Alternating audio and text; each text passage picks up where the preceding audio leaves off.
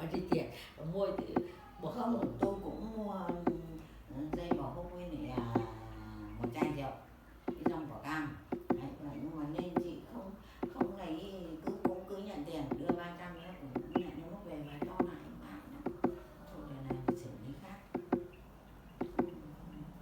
bạn cứ mua cái nệm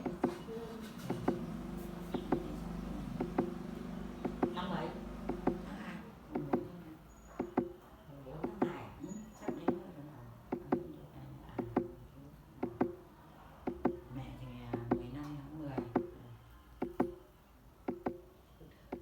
15 tháng 3 thì dỗ ông. các cháu còn cái gì cho hiếu thì nào cho đủ tiền làm lời về để tiêu xài cho cái đưa cho cái gì ăn lãng phí không đỡ được mà đỡ được cứ làm Không Tết nó mấy 1 triệu chúng nó.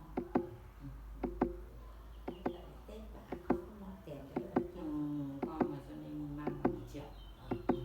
Mà thôi chúng con bên ngày Tết là biết bà sắm sửa rồi. Chúng con không mua cái gì, không mua gì nhiều quá. Vậy đây hai vợ chồng nhau mà cho con thừa tiền bà ông này có bác. Nó này là 2 cái tờ 500. Không gì là cứ vậy. Cần đến ông hôm nào mới gửi đến đoàn ra cho con nó dây một lúc với cho 400, 200.